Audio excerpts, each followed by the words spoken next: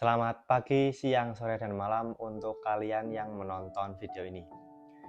Beberapa minggu yang lalu sudah rilis serial animasi Bleach Thousand Years of Blood War Course ketiga episode 36, yaitu episode yang menceritakan pertarungan antara Quincy dan juga anggota Stand Ritter bernama Pernida Pangkas dengan Kapten Divisi ke-13 dan juga seorang peneliti yaitu Mayuri Kuratsuchi. Mayuri adalah seorang ilmuwan peneliti yang memiliki hasil uji coba paling mumpuni, yaitu Nemuri Nanako, wakil kaptennya sendiri. Dalam istilah kita mungkin menganggapnya semacam artificial intelligence. Episode ini cukup menarik karena relate dengan kehidupan kita di masa kini. Dalam pertarungan tersebut ada nilai-nilai filosofis yang bisa kita ambil.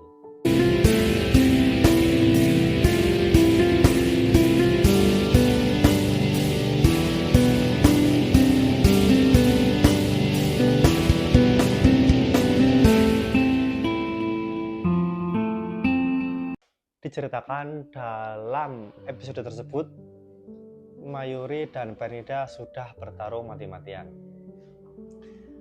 Namun keadaan tidak berpihak kepada Mayuri.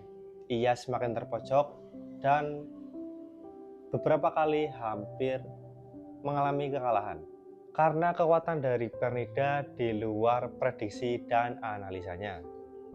Namun di detik-detik terakhir atau detik-detik ia hampir kalah tersebut, ia diselamatkan oleh wakil kaptennya dan juga hasil penelitiannya, yaitu Nemu. Bukannya berterima kasih ketika Mayuri hampir saja kalah dan diselamatkan oleh Nemu, ia justru memarahi Nemu. Karena menurut Mayuri, Nemu tidak dibuat atau diprogram berkehendak sendiri, memiliki pemikiran sendiri. Namun, Nemu tetap bersikeras bahwa tujuannya diciptakan adalah untuk menyelamatkan kaptennya atau menyelamatkan Mayuri. Hingga akhirnya sampai di titik ketika Nemu mengeluarkan kemampuan terakhir, jurus pamungkasnya, Pernida yang tadinya kalah hancur lebur berkeping-keping, kemudian meregenerasi sel-sel dirinya. Ia berbalik menyerang Nemu dan menghancurkannya juga berkeping-keping.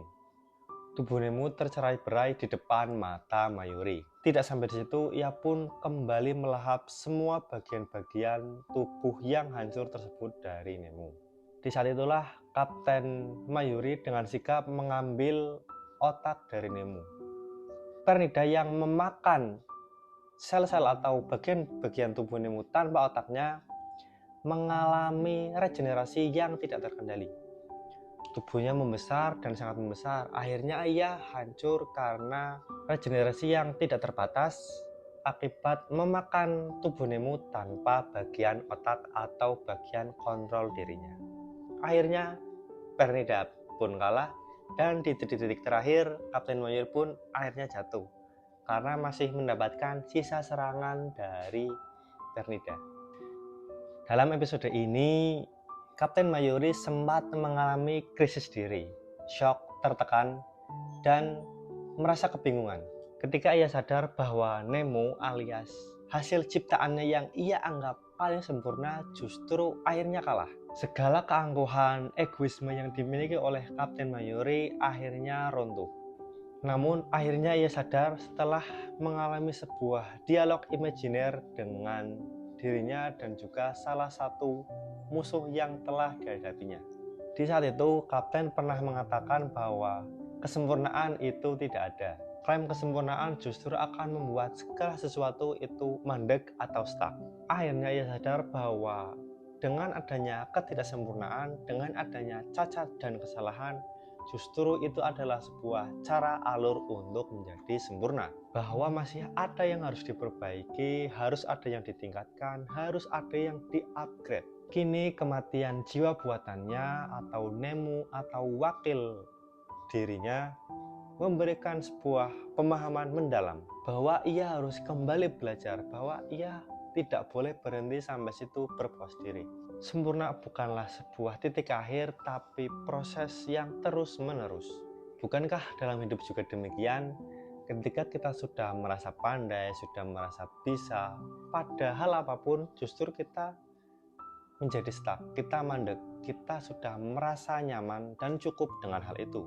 Sementara mereka yang masih merasa dirinya kurang pintar, merasa dirinya belum tahu apa-apa, mereka yang senantiasa berjuang, senantiasa mengupgrade diri, bersiap dengan segala perubahan, dan justru merekalah yang menuju pada kesempurnaan.